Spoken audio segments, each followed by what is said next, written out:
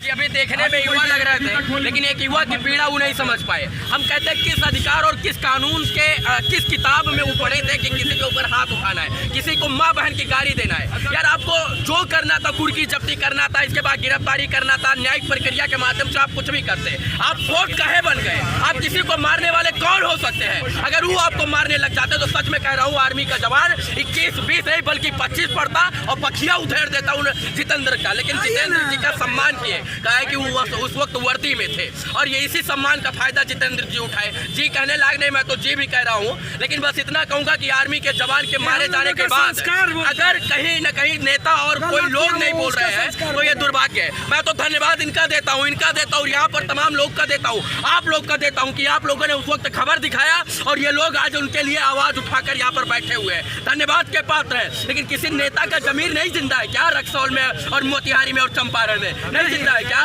विधायक नहीं है क्या? सांसद जी नहीं है क्या? ये सांसद थोड़ी है। जब ये सांसद ना होते हुए, विधायिका ना होते हुए, मेयर और वार्ड मेंबर, मुखिया प्रत्याशी ना होते हुए यहाँ पर बैठ सकते हैं तो कोई नेता यहाँ क्यों नहीं बैठ सकता है? सवाल है ना, पूछे क्या नहीं। अमित शाह की रैली में लोग जो है मुंह बाबा के खड़ा रहता, चलो लड्डू मिलेगा, तो लोग यहाँ क्यों नहीं खड़ा रह सकता है?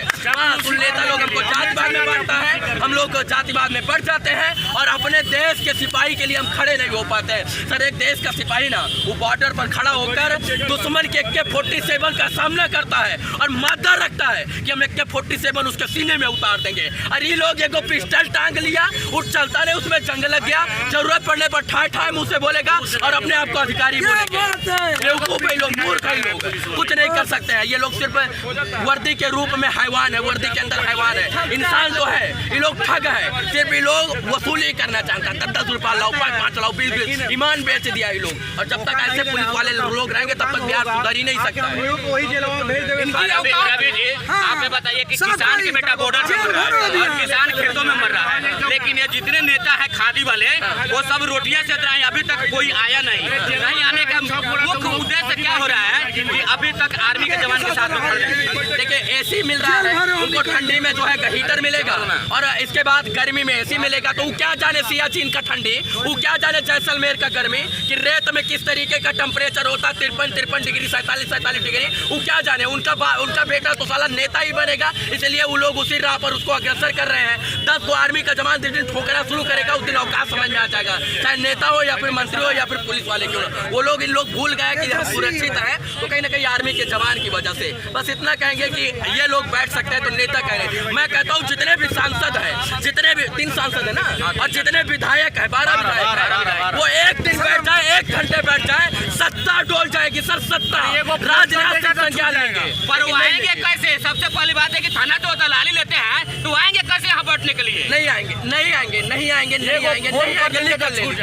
काहे कि उन्हीं के संरक्षण में थाना प्रभारी चल रहे हैं, उन्हीं के संरक्षण में जो है 112 वाले चल रहे हैं। वो जिसको मर्जी उठवाते हैं, जिसको मर्जी छुड़वाते हैं। जिस तरह माफिया को मन करता है बॉर्डर से बाहर करवाते हैं, बॉर्डर के अंदर करवाते हैं। तो देश के आर्मी के जवान के लिए है बोलेंगे। हाँ, उनकी बेटी किसी के साथ भाग गई होती, किसी दूसरे जात के लोगों के साथ भाग गई होती तो जरूर टीवी पर आकर बयानबाजी करते। बेटी थोड़ी भागी है, किसी का जो है गाय भैंस थोड़ी खुली है, गाय भैंस खुल जाती तब भी लोग बोलते, किसी माफिया का हत्या हो गया होता तब भी लोग बोलते। चुनाव नहीं है बिहार में, सबसे बड़ी बात यह है, चुनाव को अभी 1.5 साल है। अगर चुनाव होता तब भी लोग का जमीर जिंदा होता। तो ये दुर्भाग्य है बिहार का कि नेता नहीं आ रहे। मैं कहता हूँ जिस दिन अनिकेत भैया जैसे, ये मैडम जैसे नेता यहाँ पर आकर बैठ जाने लग जाएंगे ना, 5 मिनट बैठिएगा सर, उस दिन न्याय मिल जाएगा। बाकी ना SP साहब सुन रहे हैं, ना DM साहब सुन रहे हैं, तो क्या समझे? सबने अपने कानों में ठेठी घोंस लिया है, ठेठी खोस लिया है क्या?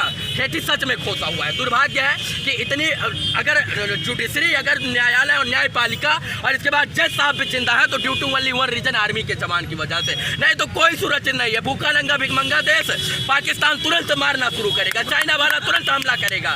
तो ये लोग एक आर्मी के जवान के भावना को, संवेदना को, उसके परिवार की पीड़ा को क्यों नहीं समझते हैं? अगर समझेंगे तो हम लोग आरती लेकर जो है उतारेंगे उनका आरती। हम तो कहते हैं फूल माला हम नहीं फैलाएंगे। अरे न्यायालय जो है जज साहब तुरंत एक्शन ले। 12 बजे रात में कोर्ट आतंकवादियों के लिए खुल सकता है तो एक देश के सिपाही के लिए काहे नहीं खुल सकता है? हम तो गोड़ धोकर पी जाएंगे। जज साहब, डीएम साहब, एसपी साहब का एक आर्मी के जवान के लिए सामने तो आइए ना। 5 मिनट एसपी साहब, आपके अंदर दम है तो यहाँ आकर बैठिए ना इन लोगों के साथ, इनकी पीड़ा को तो समझिए। ये बेरोजगार थोड़ी है, इनके पास भी रोजगार, इनके पास भी रोजगार, लेकिन यहाँ क्यों बैठे हैं? क्योंकि एक देश के सिपाही के लिए आवाज उठाना चाहते हैं।